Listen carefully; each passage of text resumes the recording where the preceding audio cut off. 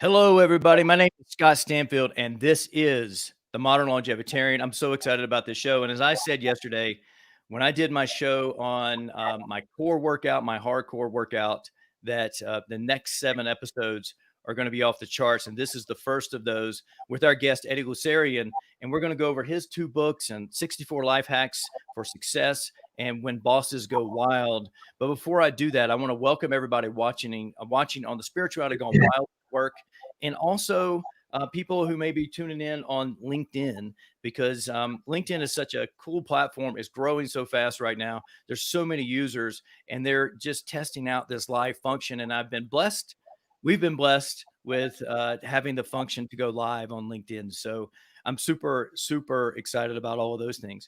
Now Eddie's book, 64 Life Hacks of Success, is so many nuggets in here. Actually, there's 64, right? But my point being is that this is something that you could actually use in the course of a year. And it's almost like we were talking just before the show a second ago, where this could be like retitled as like the Book of Secrets. And I've been talking about, if you watch the show, The Spirituality Gone Wild, Book of Secrets, from the co-creators of Spirituality Gone Wild, where we put our secrets into this book. And we are finishing the finishing touches on this, that you can download this for free. And mine is Find Yourself and Do You, but I was I'm actually helping like do the graphic design on the book, and so I get to see all these secrets. And one of them is from Radiance Tyler, where it says marry yourself. So you think about that. If you can fall in love enough with yourself to marry yourself, versus all this language that we use that says I'm not good enough, I'll never be good enough, I'm this, I'm that, all these negative things, that voice that nobody else hears, that you tell yourself, that about how bad you are and all those things. But if you could flip that on his head, and I'm sure that Eddie may have something like that in his book here, but marry yourself is such a cool thing. So I encourage you to do that. Is really try to change his language. And I'm actually developing a course on that. It's going to be coming out probably in February. It's called Power Mode On, and it's going to be in conjunction with the masterclass that I have, and it's called Sleep Mode On. And you may know that I wrote a book on sleep called Outstanding Landing: How to Get the Sleep of Your Dreams. And so you can pick that up if you go to strongforlonger.com. There'll be a pop-up. You can put in your email address. That all it costs you. And then you can get your money back guaranteed by just subscribing to my email list when you get an email if you don't like it. So, and you can delete it. But there's 2 things with the book. One, is either going to be so boring that it's going to help you fall asleep anyway, or it's actually going to give you one of the 7 steps, or the 7-step process to help you create this outstanding landing. But without any further ado, I'm going to bring our guest on today, because I could talk for days and days. But my friend here, Eddie Loussararian, welcome to the Modern Longevitarian. Thank you, Scott. It's a pleasure to be here with you and your audience today. Thank you very much.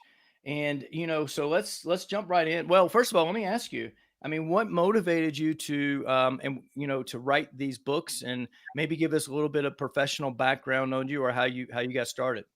Sure. A little bit of background about me. I have 3 children and been married for 25 years. I'm a professor in 3 universities, director of training. I've developed a top 50 award-winning training program that's worldwide ranking. And for the last 3 years, I've enjoyed a lot of successes in my career. And I really enjoy developing platforms for people to improve themselves, their careers, both professionally and personally. Let's face it, guys, we go through a lot of troublesome times, and we all need a little help. And tying yourself to a resource like me would really help. So I've had a lot of great role models over the years, both personally and professionally, like I said, and now it's time to give back. So I'm really excited about this opportunity, Scott. Let's get started. Awesome. So I was flipping through the book this morning, and well, there's a couple things you put actually in the post teasing the show that your favorite is number 24. So let's start with 24, which is it's better to be a wet walker than it is a dry boat sitter. So Right. what does that life hack mean, really? So that life hack really talks about courage. As we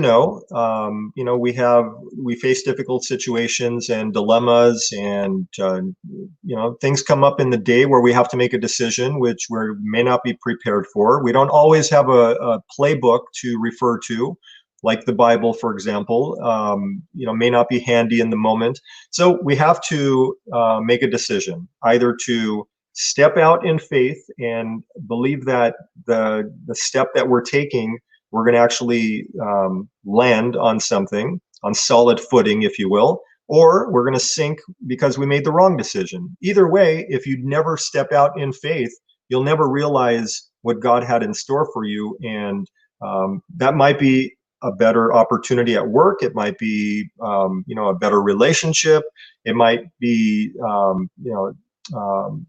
just having a better understanding of what your limits are in life. So that particular life hack really resonates with me in that it talks about the opportunity that life has in store for you if you just step out and take a risk, right?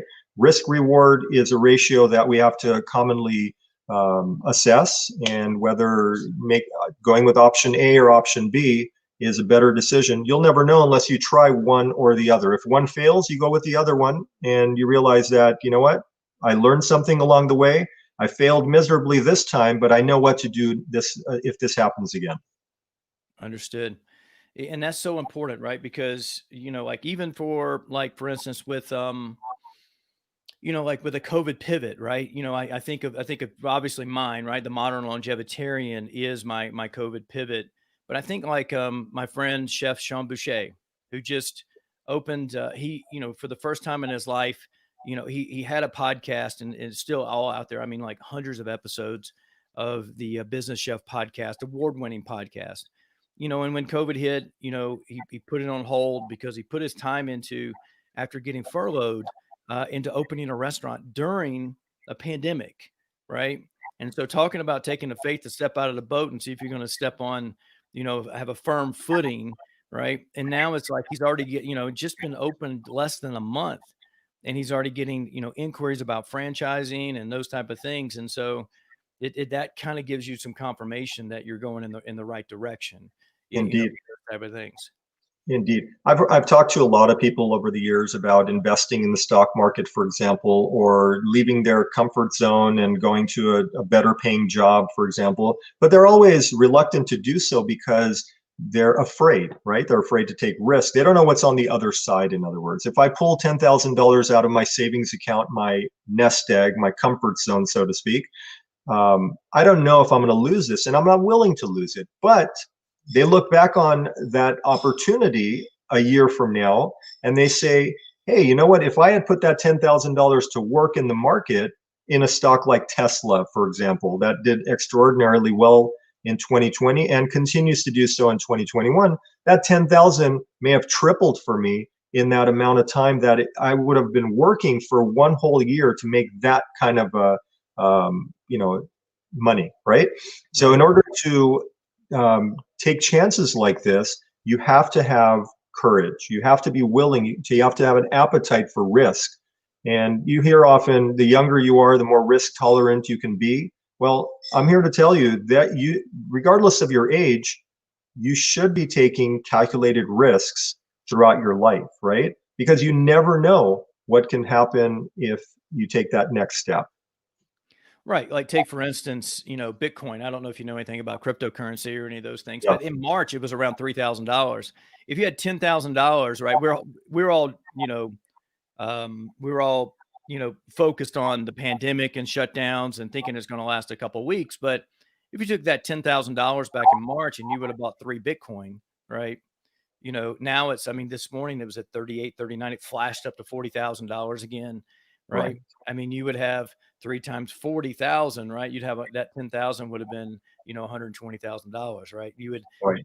You could cash in one of those and not have to worry about working, for a bit, those type of things, right? And see how it goes. But Exactly. So here's the cover of the book, right? I love this. It covers, all the different categories of life, right? And I'm trying to look around here and get all this in here, but, health and love, education, courage, family, health, money, faith, and time. And so this morning, number 35 jumped out to me, right? And I'm sure you have these committed to memory, but number 35 says, and in the contents, it says, be a black belt, but it says, if you want others to believe in you, you must believe in your own value and act in a way that conveys confidence. So this is be a black belt.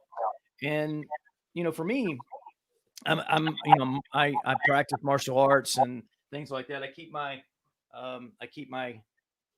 Cali, stick here, close to my desk so I can pick this up when I'm thinking about stuff and things like that. But it really goes into breaking down some of the life lessons from the movie The Karate Kid. When I read this morning, and it's about this mentor-mentee relationship. So can you just riff on this a little bit, kind of explain like be a black belt, what that really means, which is life hack number 35 of 64.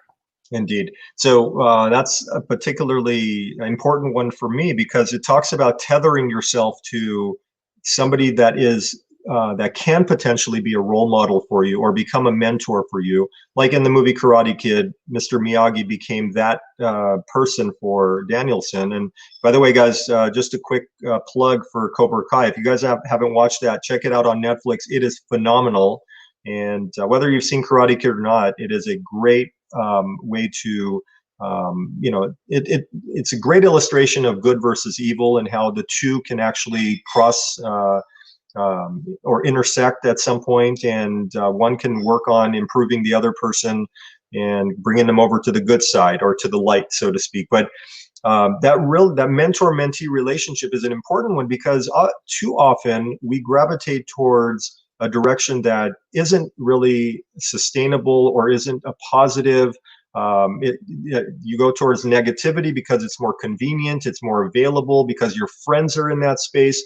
But if we're not careful about that, we could go down that same slippery slope. And what that particular life hack talks about is tying yourself or tethering yourself to people who are going to bring you to the side of success through their coaching, through their counsel, through their guidance. And that's ultimately how you're going to build your confidence. Because if you can't break the block or break the ice, so to speak, yourself, you need somebody to guide you along the way to say, it's going to be okay. I got you. I'm not going to let you slide. And ultimately, you're going to become a black belt in life because of that interaction with this positive force. Right. It's such great advice there. And, the mentors have played such a big role in my life. And I've even talked about like micro mentors, right? Where somebody may say one thing to you and it takes you down this trail and really, really helps in that way, where it's not a long-term relationship, of those type of things. But so, let's see here. We got a comment that came in from Deborah. Movie sounds great. What was the name of it again? So he's talking about Cobra Kai, which is basically a series that is now on Netflix, and you can go binge on it or stream stream this.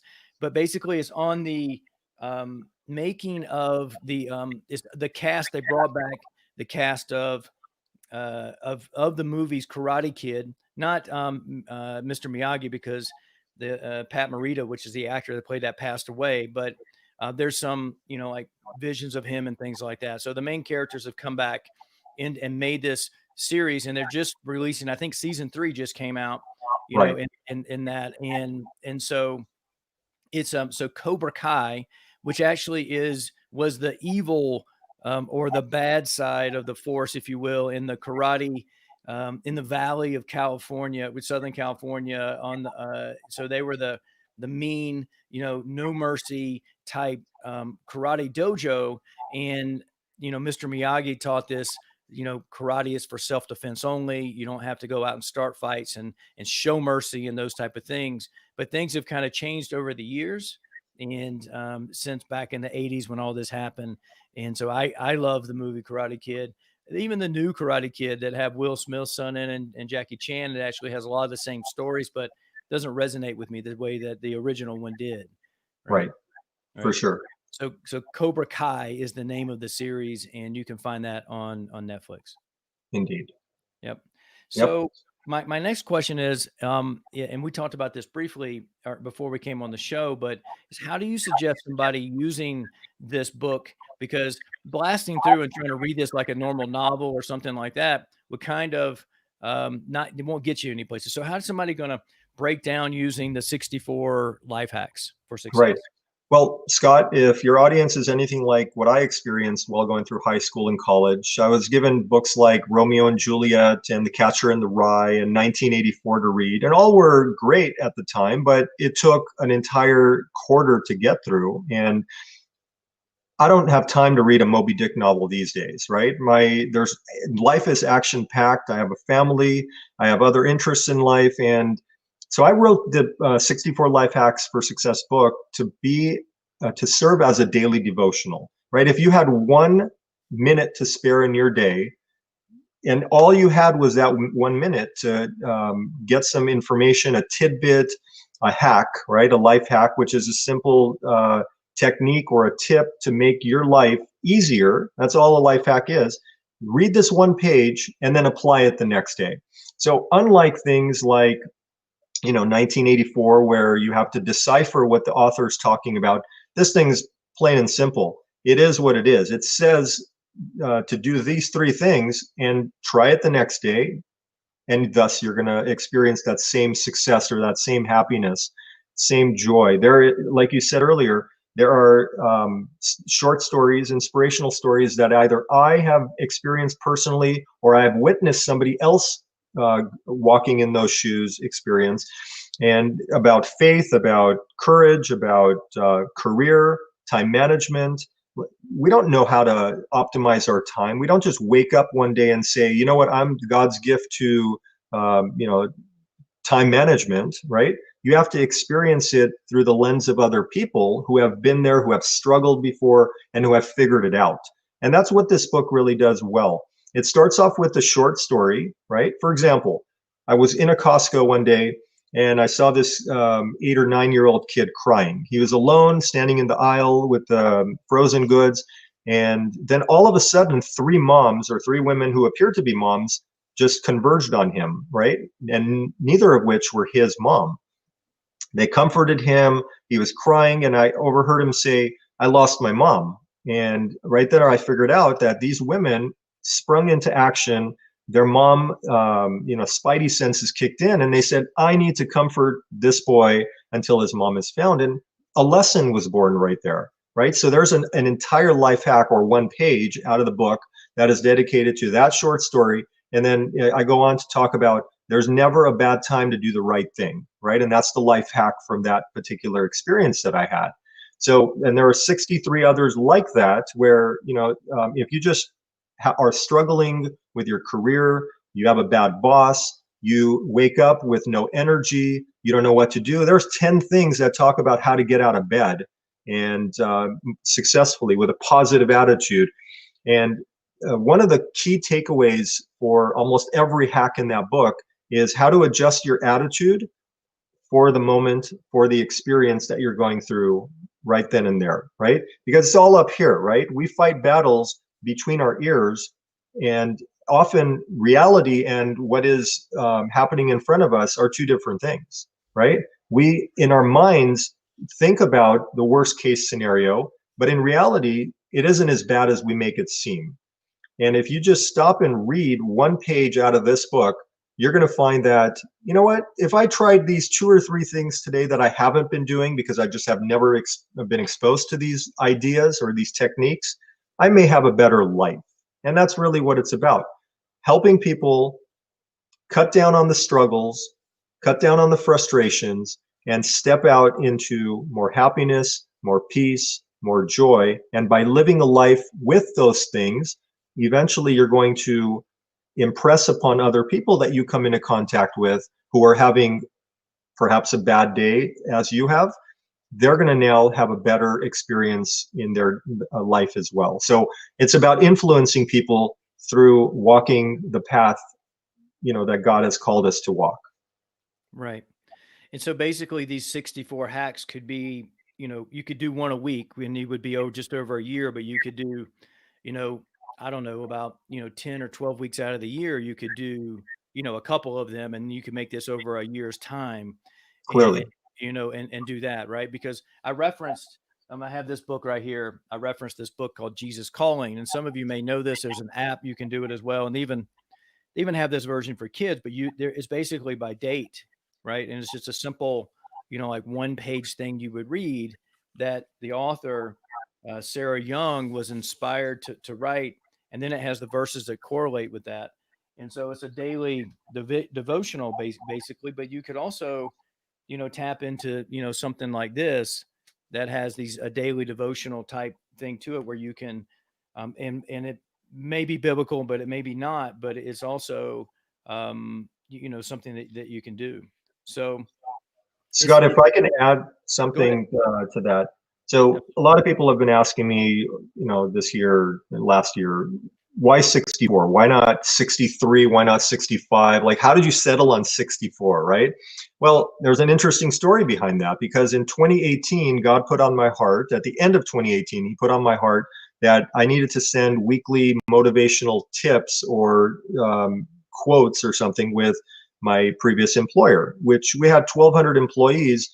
And, nobody asked me to do this at work. Again, God put it on my heart. I had the platform. And over time, this thing got legs, right? People started emailing me back saying, Eddie, this story that you just shared resonated with me so much that I went home over dinner with my family. I shared it with them. Please keep it coming, right? So then life for me. And every Friday, I noticed, one of your shows is called It's My Friday, right? And I actually dubbed this It's Friday. So we have that, it's a coincidence, obviously, but every Friday, people would get an email from me. And over time, it became my book, right? I had no intentions of writing a second book. In fact, I was proud of the first one. I said, that's it. The second one, though, you don't just wake up and say, I'm going to write a book and then make it happen, right? It's not that easy. It just doesn't come out of the ethos of your soul overnight. This thing was every week, every Friday, what is a topic that I can think of that's going to resonate, that's going to motivate, that's going to encourage, that's going to inspire you? And this eventually, 64 weeks later, that spigot ran dry. And I think that was God's way of saying, Eddie, let's stop it right here. Let's make this a book. Let's put it out there so that you can inspire others beyond the 1,200 employees. And thousands of people have now experienced this book, and I'm really, really proud of it.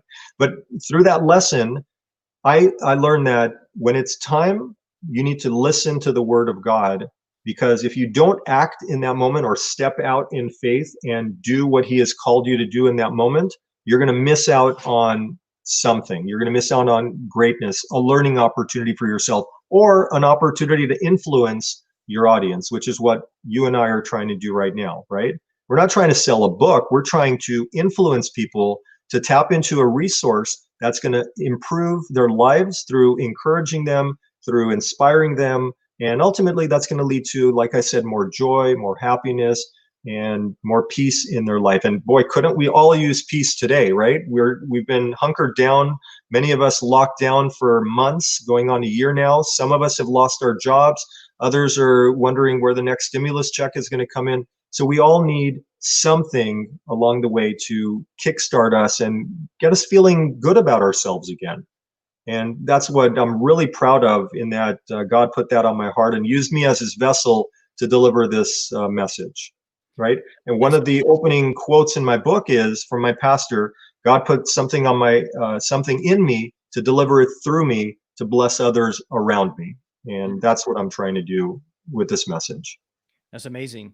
One of the things that I learned in a course I took by Bob Proctor, and he said this. He says, when we pray is when we get to speak to God, and when we listen to our intuition, that's God speaking to us.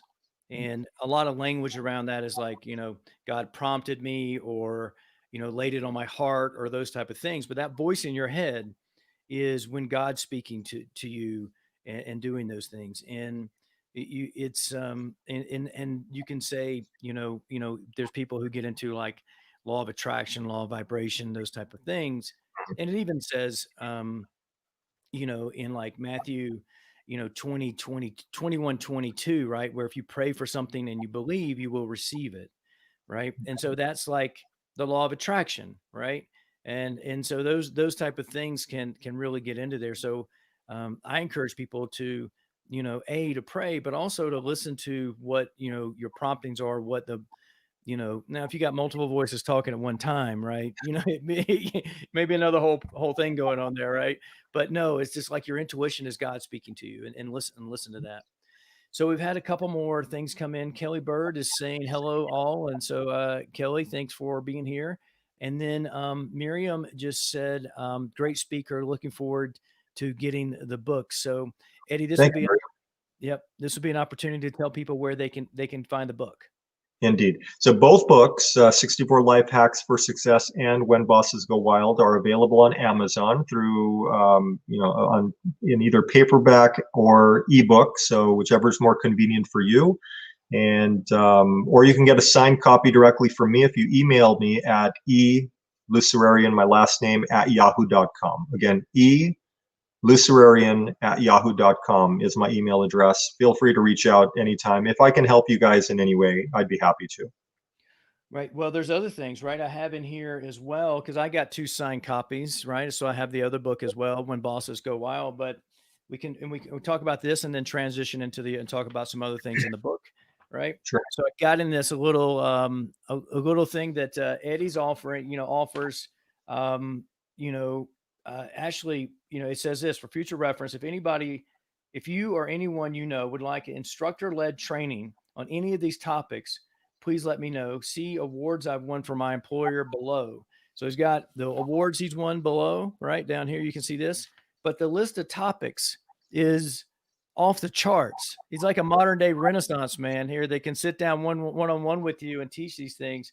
7 habits of highly effective people, active shooter, anger management, breaking bad communication habits, your team building, time management, turning apathy into proactivity, winning the interview, workplace email etiquette. I mean, the list goes on and on and on that you can do that. So talk about the process. Obviously, an email probably would start it, or maybe reaching out to you on LinkedIn because that's how we met as well.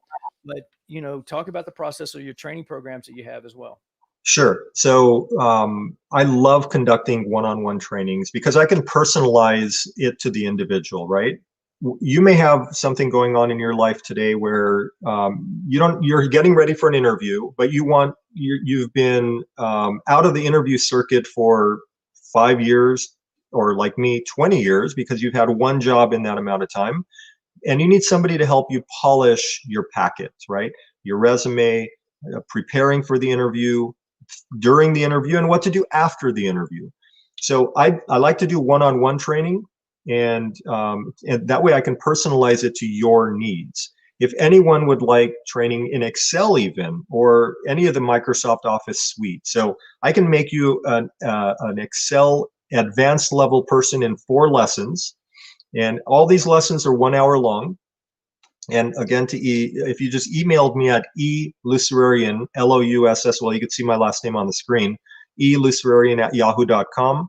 We'll have a quick conversation. I'll have a better understanding of your needs. And all this is done over Zoom. And in 1 hour, I'll get you on your way, and you'll be in a better position than when the day started. Guys, like I said earlier, there are 2 ways you can get through a day, right? You wake up, you do exactly what you did yesterday and expect different result, or you try something different based on a resource like me, and you might end up in a better space, right?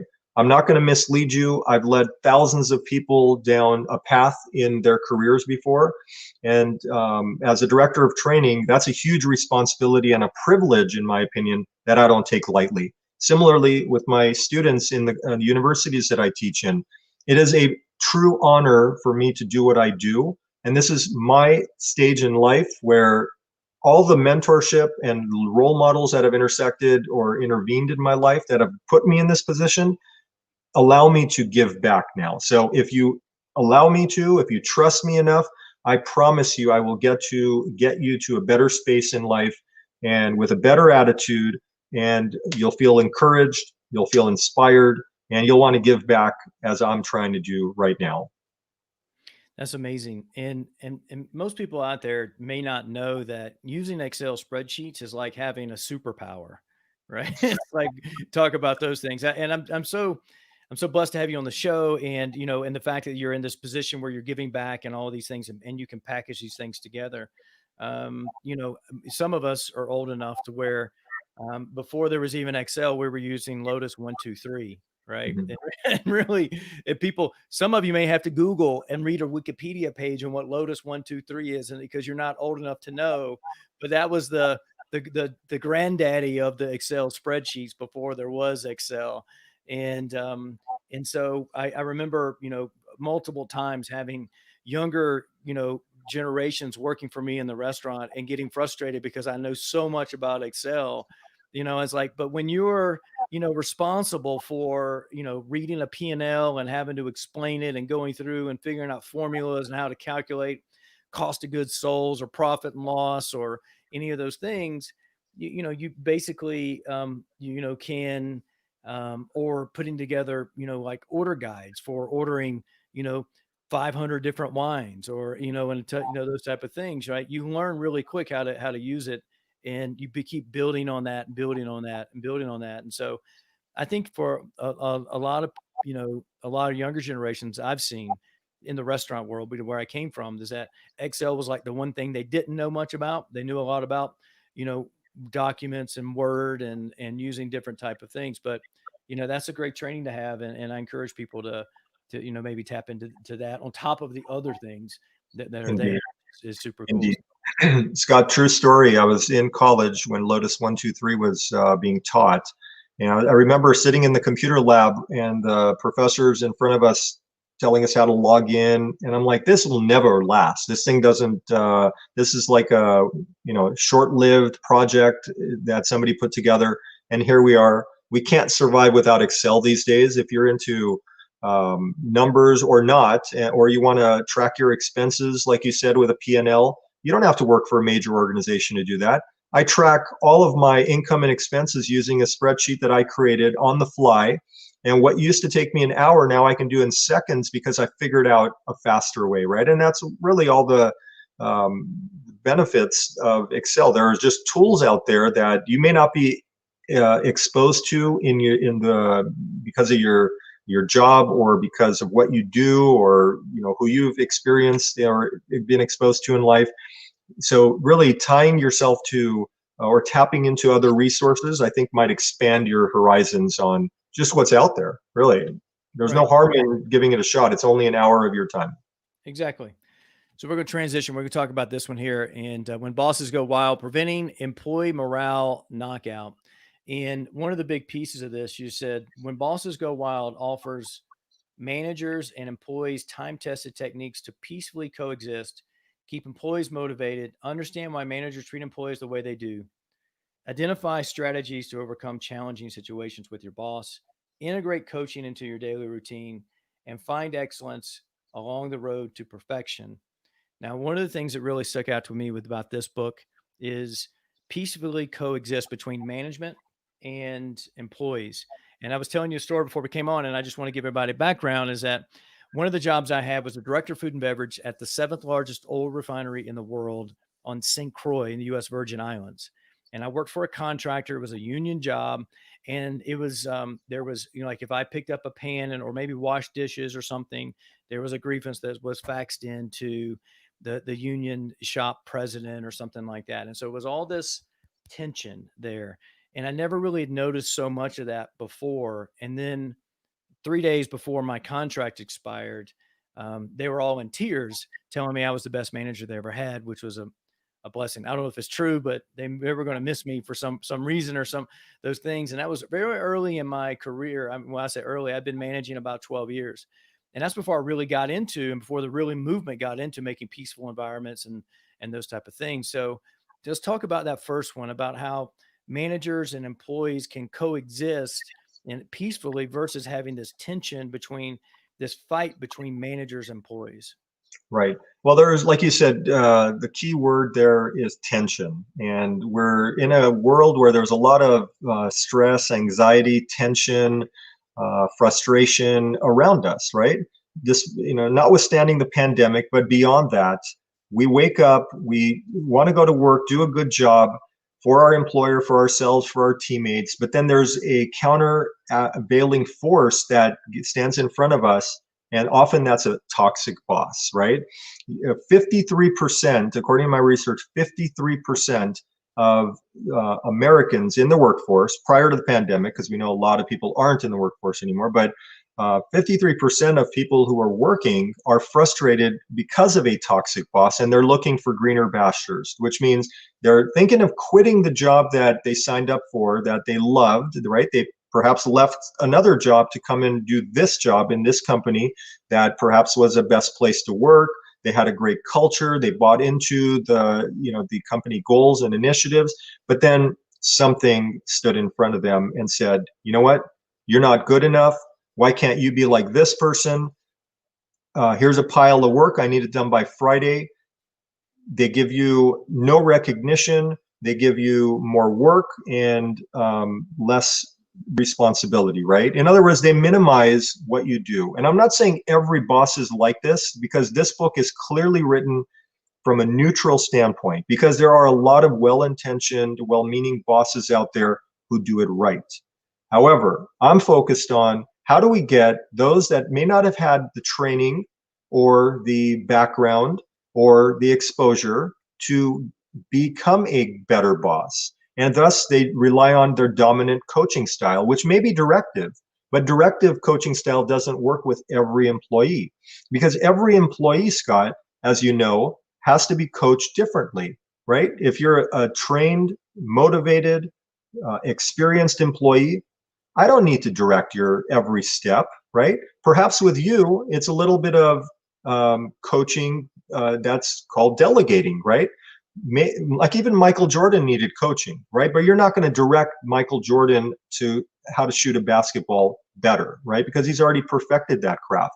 With Michael Jordan or with Tom Brady or other superstar athletes that we've experienced, they have a coach that encourages them differently than every other player perhaps on that team. But what that coach does exceedingly well that makes them coach of the year is they figured out what buttons they can push with their superstars and what different buttons they need to push with the 12th man on the bench, for example. So this book, again, is written neutrally because I didn't want to badmouth bosses, but I did want to point out to bosses that if you're doing these 12 commonly morale killers, like not recognizing employees, like not giving enough information to your employee to do their job, like comparing that employee to another employee and pitting them against each other. All of these drive morale down in an organization.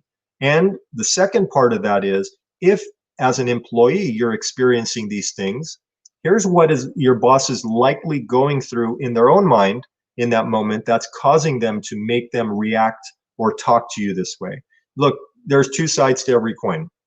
You may not know as the employee what your boss is going through. Your boss is probably getting a pile of crap from their director or VP or the CEO of the company that you're not ever going to know. Your boss, because of, again, poor training perhaps, maybe doesn't know any other way to respond in that moment than to get out of that board meeting and to come and drop a pile of work on your plate, right? And forget about all the other projects that he's assigned you. And thus, this is where things start going out of control. If you don't understand what your boss is going through, if your boss doesn't understand what you're going through in that moment, morale declines. And now the employee who loved that job, loved the company, loved the culture, loved everything, starts seeking greener pastures elsewhere and thinks about the unthinkable. I'm going to quit this job and I'm going to go elsewhere to find happiness. But the problem when that happens, guys, is when you seek greener pastures, you don't necessarily know what's happening on the other side of that fence. It might appear green, but there might be some potholes along the way that may make that environment just as bad as what you just came from. So I'm always of the opinion that give it your best shot, work the problems through or out, have an open dialogue. If you're a boss, keep an open door, allow for two-way communication so that you can work through problems and get things out on the table so that both sides know exactly what the other's feeling, and you can take care of those issues before they fester out of control. You know, that is so true. And, you know, I managed people for basically 27 years. And, you know, I went from, I was in the right place at the wrong place at the right time. I don't know, but I went from dishwasher to manager in 90 days, right? Wow. I was 21 years old. I'd applied, you know, I'd come out of retired racing go-karts, and, you know, I had, you know, basically was like a crew chief at the track. And so I was, you know, giving directive at the track and stuff like that. So I can't, and I worked in production, fabricating metal and stuff. I saw the kitchen as a production facility. And so I basically was streamlining things and really, you know, got moved up, and they took a chance on me, put me into management. I was probably really cheap too, right? It was like, because I had no experience, I was willing to hold down the fort for that. But I made all the wrong mistakes in the beginning. I had no idea what I was doing. And but my point being is, I read something a long time ago that said the reason people quit jobs, 80% of the reason is that the direct supervisor. And when somebody put in their notice, I was, you know, had the wherewithal to go, hey, why are you leaving? Because I was trying to figure out what I did wrong so I could get better as a boss, right? You know, because if they were leaving for me, luckily I got to the point later in my career, people were leaving not just to go seek greener pastures, but to, you know, like they had finished college and they got the job that they were going into, or they were moving, or, you know, something along those lines. But you know, I think the biggest problem, especially with the restaurant industry, but the biggest problem is what you said. You didn't allude to it. You said it. It's just lack of training. We don't get trained on actually how to be a leader. There's no leadership training. The reason people get promoted, I was a really good dishwasher, right? I was a good prep cook, right? I was a good expediter, right? And they promoted me and said, you know, and I sucked as a manager. That, like, everybody wanted to walk out on me because I was so hard on them. I didn't recognize people for the good things they did. I only saw the things they did wrong. And I Right. yelled at people and I threw plates around, and I didn't know how to communicate with people. And nobody trained me. If I said I want to keep going down this trail, I had to figure out what I did wrong and make corrections on that. So it was it's really, and I think that's missing in our world today still. You know, Mhm. we just don't teach people how to lead other people. You have to search that on your own. You know what's interesting to me, Scott, and I stem from the hospitality industry as well. After college, I went to work for Pizza Hut, and that's really what kickstarted my career. And I'll share with you a different story in a moment. But when we see good leadership, when we see a good manager, we often think to ourselves, you know what, I could do that person's job. But we don't realize that the reason that person's so successful is because he or she has put in all the time to develop himself or herself into becoming such a successful person, right? You don't just wake up and suddenly know. It's not in your DNA how to effectively lead people. It's a struggle, and it's a constant, realization that I have people who are relying on me to bring my A game every single day. So when you're bad mouthing your boss, and again, I'm not saying that everyone does this, but I've been in the camp where I've had a boss come in. I graduated from college with my hospitality undergrad, and immediately I thought I was on the fast track to becoming a superstar for Pizza Hut, right? And every time my boss came in, he was a district manager and a very successful one. He'd point out things that I was doing wrong, right? Cleanliness issues, FIFO or rotation issues here, quality service issues, you name it, he pointed them out. I thought he was a jerk. I thought he was mad at me. I thought he had it in for me. Later did I realize that he just wanted to make me a better, more effective, well-rounded manager. So he was cultivating me. He was making me that diamond in the rough, right? He was applying pressure so that I would hopefully respond in a favorable way to become that superstar that I aspire to be. Now, here's the thing, guys. It took me 4 years to get promoted. Unlike Scott, who, that would have been a dream for me to get promoted in 90 days. But it took me 4 years when it should have only taken me one. Why? Because I was obstinate. I resisted. I was of the opinion that my way was better than the Pizza Hut way. And one day, this was the aha moment for me, Scott. My boss walked me out and he goes, Eddie, what does that sign say on the building? And I said, it says Pizza Hut. He said, exactly. It doesn't say Eddie's Hut. That means you doing it your way is actually, slowing down your career growth. So let's get on board with the processes, with the standards that the company has set. Stop trying to do things your way, right? Now, that obviously stifles creativity and innovation. That's a different conversation we can have later. But if there's someone in your life that is giving you guidance, don't automatically think that they have it in for you, as I did. I want you guys to start thinking that this person has my best interest in mind. Build a relationship with them that's centered on trust. And eventually, you guys are going to find that, as I did, 20 years later, I'm looking back on that experience saying, wow, if I had just paid a little more attention to this person when he was in my life, the lessons that I could have learned from him, right? At every juncture in my life, I've had people orbit in and out of it, and I have resisted. I have said, I already know that. I'm better than you. I understand that more than you know, right? And that was my selfish ego clouding my judgment. And instead of being opportunistic or actually rallying around the individual, I took a step back and let my ego guide my next step. And that, my friends, I'm here to tell you, is not what God has in store for your life, right? What God wants you to do is learn from the people. He puts people in your presence so that you can learn from them if you're open enough to learning, that is, right? And if you just take a chance once in a while, I'm not saying be a doormat because that's clearly a different message. But what I'm trying to do to influence you guys is don't always assume the worst in people or that people have the worst in you.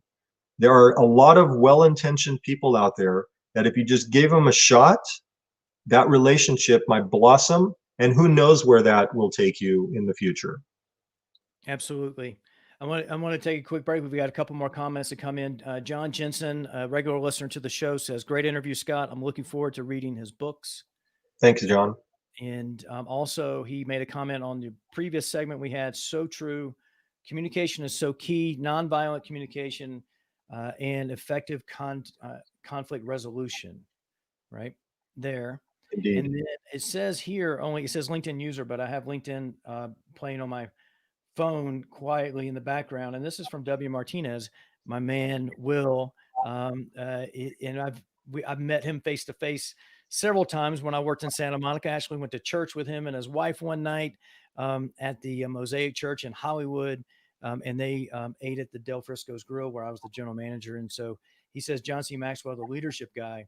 And, John C. Maxwell is a pastor that God put on his heart to actually teach leadership skills and leadership philosophies that were biblically based, but without mentioning the Bible. And so, Will, thanks for bringing up John C. Maxwell.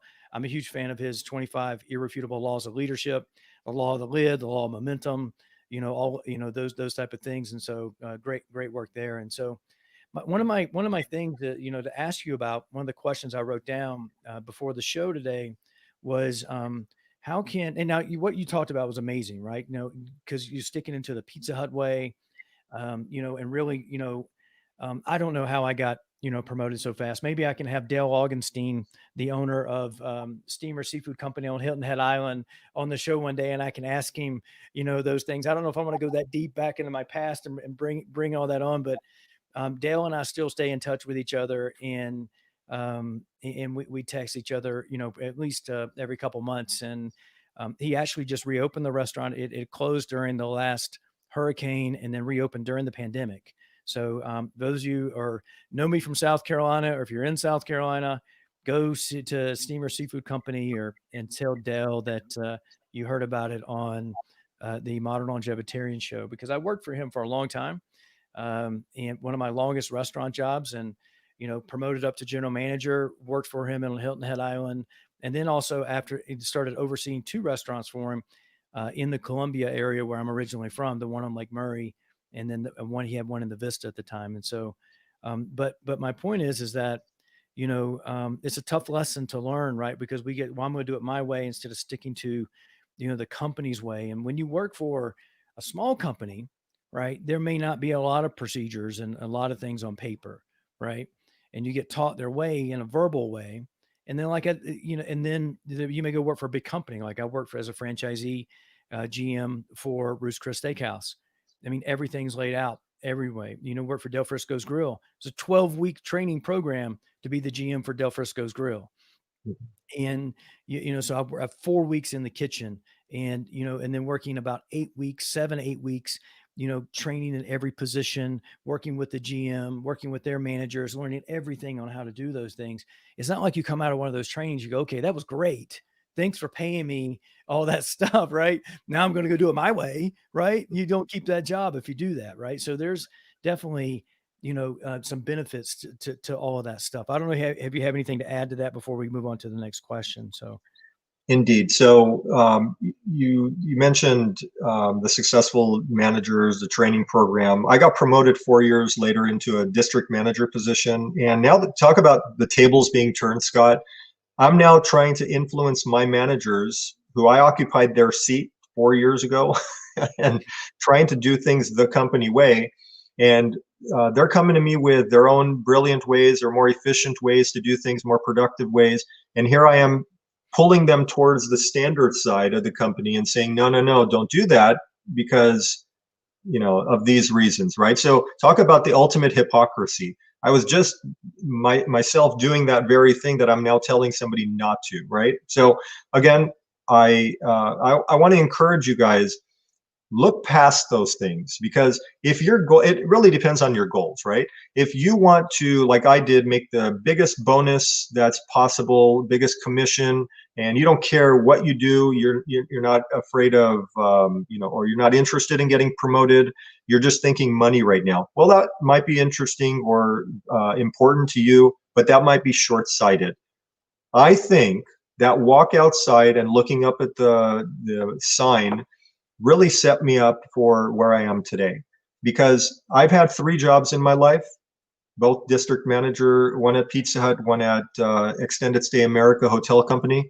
And then for the last 20 years, director of training. There's no way I could have done that for a small, small to mid-sized company unless I had paid attention along the way in these Fortune whatever companies and learned about processes and learned about policies and learned about how to do things a consistent way, because that became my job. Now I have to, I'm in the seat where I have to teach people how to do that, right?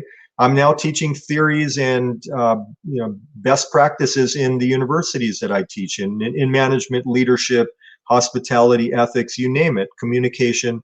It's all part of of life's continuum, right? You learn things by trial and error as children. Your parents slap you on the wrist, and hopefully you learn a valuable lesson.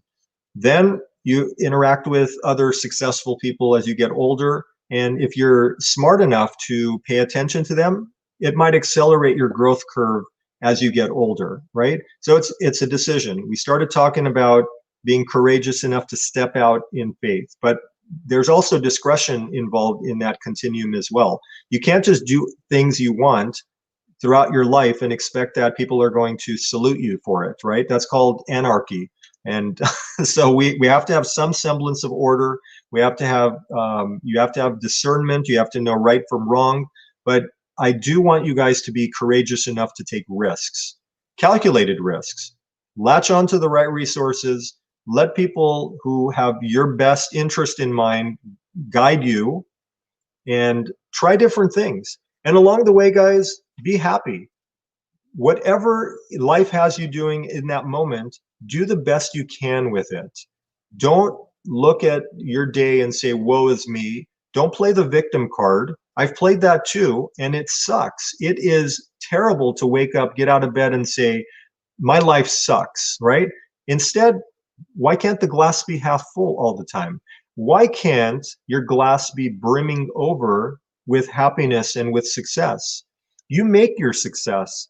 Whatever you want to do in life, you can achieve it, right? You may not be on the fast track to become a CEO of your company, but that doesn't mean you can't expend the effort to help you get there. Line yourself up with the right developmental opportunities to help you become more efficient. By becoming more efficient and more productive, people in other departments are now going to want more of your time. They're going to say, hey, Scott, I need you to work on this project. You kick ass on that project, and all of a sudden, the VP of that department recognizes you and says, hey, I can count on Scott the next time I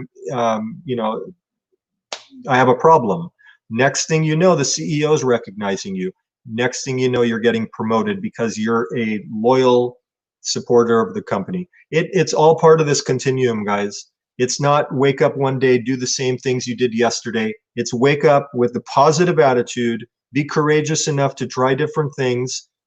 You're going to make a lot of mistakes along the way, but those are okay. It's totally fine to make mistakes. There's an entire life hack about making mistakes in my book. Learn from those mistakes, and you're going to be in a better space the next day.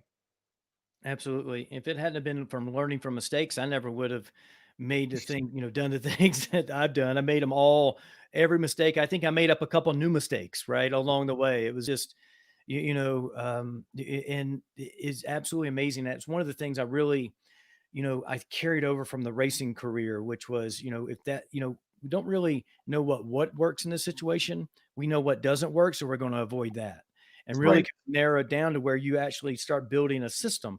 Okay, this is what doesn't work. This is what let's try something new here, and then we find what works. And you start putting all these pieces together and do that. And I love the one that you talk about in your life hack book. It's I don't know the number of it. I think it's, I was looking at, like I said, 34, 35, 36 today, but the one with Christopher Reeve and Superman, mm-hmm. where his favorite time after he had his accident, he was in the wheelchair, asked his favorite thing to do. And he said, sleep, because he's not confined physically when he sleeps. And so he can dream, right? And Right, dream big is really what it is. And if you dream big enough, when you have enough passion around what that dream is, you won't worry about the mistakes. You'll overcome that. And then your cup can be brimming over with joy, happiness, success, and all of those things. right. And um, so it's been an amazing interview. I want to say thank you so much for coming on. We're just bumping up against an hour. If I ask you another question, I think we'd probably go another 15 minutes, knowing you and me. So this is amazing, and we'll have to have you back on the show at some point. Ironically, this is episode 65, right? Wow. Talked about 64 life hacks. If we had really thought about it, we'd have put you on yesterday, right? So we have episode 64 and 64 life hacks there. So we'll have to come up with a bonus one to cover that. But Right. but any of those things. So again, so where can people find you online? Real quick as we wrap up the show. Sure. So my email address again is the letter E and then Loussararian, my last name, at yahoo.com. My books are available on Amazon, both in paperback and ebook. And I'd love to connect with you guys on LinkedIn if you want to continue conversation. Again, guys, I'm one email away if ever needed. And if you needed any one of those leadership or communication or Microsoft trainings in 1 hour, I can help you guys so much. So give it a shot. What do you have to lose, right? In that hour, you're probably going to spend it unproductively anyway. So you might as well talk to somebody who cares about you and perhaps put yourself in a better position than you were yesterday, right? So, Scott, I want to thank you for the opportunity to speak to your audience today. It's been a pleasure.